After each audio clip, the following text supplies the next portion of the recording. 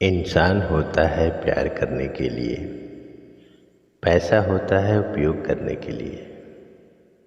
किंतु दुख तब होता है जब लोग प्यार पैसे से करते हैं और उपयोग इंसान का करते हैं।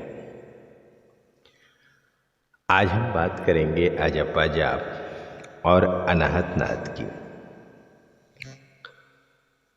अनाहत नाद ब्रह्मांड से जुड़ने का एक योग है। नाद दो तरह के होते हैं, आहत और अनाहत। आहत का अर्थ दो वस्तुओं के संयोग से उत्पन्न ध्वनि और अनाहत का अर्थ है जो स्वयं ही ध्वनित है। जैसे एक हाथ से बजने वाली ताली, ताली तो दो हाथ से ही बजती है, तो उसे तो आहत ध्वनि ही कहेंगे। नाद कहते हैं ध्वनि को, ध्वनि की तरंग को। नाद योग का उद्देश्य है आहत से अनाहत की ओर ले जाना। आप पहले एक नाद उत्पन्न करो, फिर उस नाद के साथ अपने मन को जोड़ो। मन को एक तार में लगाए रखने के लिए ही तो ओम का आविष्कार हुआ है। ओम ही एकमात्र ऐसा प्रणव मंत्र है जो आपको अनाहत की ओर ले जा सकता है। नासिका द्वारा श्वास भीतर से बाहर और बाहर से भीतर आती जाती रहती है। जब वायु भीतर जाती है तो पूरक होता है। उस समय सो की सूक्ष्म ध्वनि की झंकार होती है। थोड़ी देर जब तक सांस भीतर रुकती है कुंभक होता है, उतनी देर अ शब्द की झंकार रहती है। इसके पश्चात जब वायु लौटकर बाहर आता है तो उस समय हम शब्द प्रतिध्वनित होता है। इस प्रकार एक पूरी श्वास के आवागमन में सोहम का एक पूरा उच्चारण प्रकृति द्वारा शरीर में स्वयमेव निरंतर होता रहता है। इसे ही अजपा जाप कहते हैं।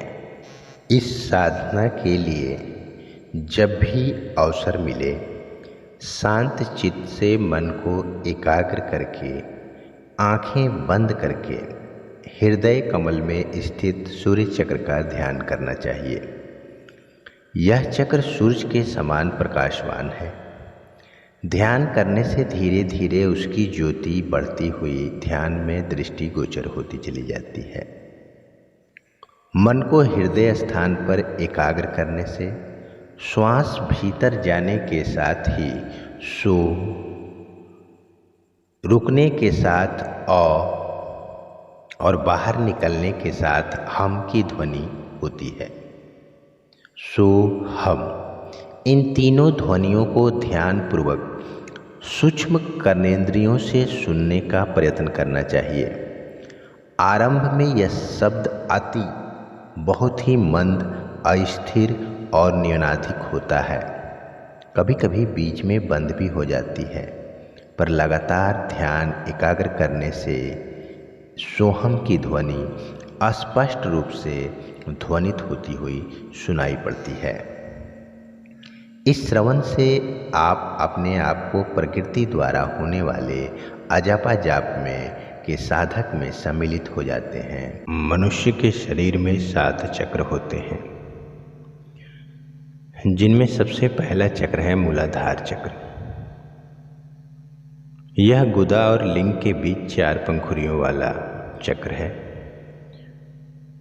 99.9% लोगों की चेतना इसी चक्र पर अटकी रहती है और वे इसी चक्र में रहकर मर जाते हैं।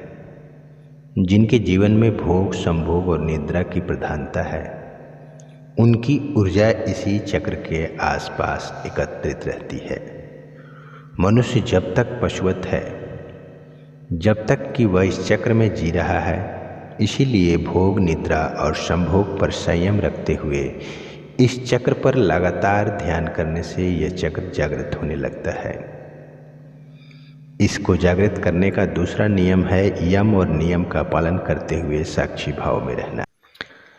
आज के समय में तनाव या टेंशन हर किसी की समस्या है। फिर वह चाहे बच्चों की पढ़ाई की टेंशन हो, बड़ों को घर परिवार की टेंशन हो। इस टेंशन से बचने के लिए, इस तनाव से बचने के लिए कोई म्यूजिक का सहारा लेता है, कोई मदिरा पान करता है। परंतु तनाव से बचने के लिए हमारे ऋषि मुनियों ने जिस चीज को सबसे ज़्यादा कारगर बताया वो था मेडिटेशन, ध्यान लगाना। मेडिटेशन या ध्यान लगाना एक प्रक्रिया है खुद को समझने की। बाहरी दुनिया से खुद को प्रभावित किए बिना खुद को खोजने की प्रक्रिया को ध्यान कहते हैं। ध्यान मन के बिखराव को रोककर एक जगह लाता है। जैसे हम आंख बंद करके पद्मासन या सुखासन में बैठ जाते हैं, कमर गर्दन पीठ सीधी कर लेते हैं और उंगलियों की कुछ मुद्राएं बना लेते हैं, मुद्राएं बनाकर बैठ जाते हैं। आम आदमी की भाषा में अगर इस प्रकार बैठकर ओमकार का जप करें और श्वास की प्रक्रिया यानी श्वास की क्रिया पे एकाग्र होना, अपने श्वासों पे ध्यान देना ही ध्यान है। ध्यान एक अति विशाल विषय है जिसमें ब्रह्मांड का समूचा ज्ञान समाया हुआ है, किंतु इसका मूल तत्व मात्र एक छोटे से सूत्र से बना है। ध्यान करने की सैकड़ों विधियां हैं। अगर इंसान चाहे तो हर अवस्था में ध्यान कर सकता है, ध्यानस्थ हो सकता है। शास्त्रों में सत्य, गुरुओं के वचन एवं स्वयं के अनुभव के आधार पर ध्यान के तथ्य निम्नलिखित हैं। प्रत्येक व्यक्ति अपने शरीर, बुद्धि एवं मन के माध्यम से हर क्षण कुछ क्रियाएं करता रहता है। कुछ क्रियाएं हम करते हैं, कुछ क्रियाएं स्वतः होती रहती हैं, जैसे सांस लेना, छींकना, ये अपने आप होने वाली क्रियाएं हैं।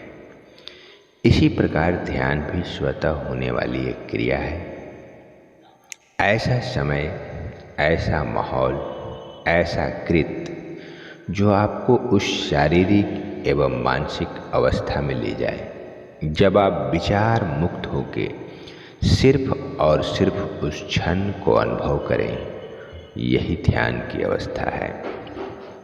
ऐसी कोई भी क्रिया जो आपको कठिन समय या प्रतिकूल परिस्थिति में शांति का अनुभव करा दे, वह क्रिया ध्यान है।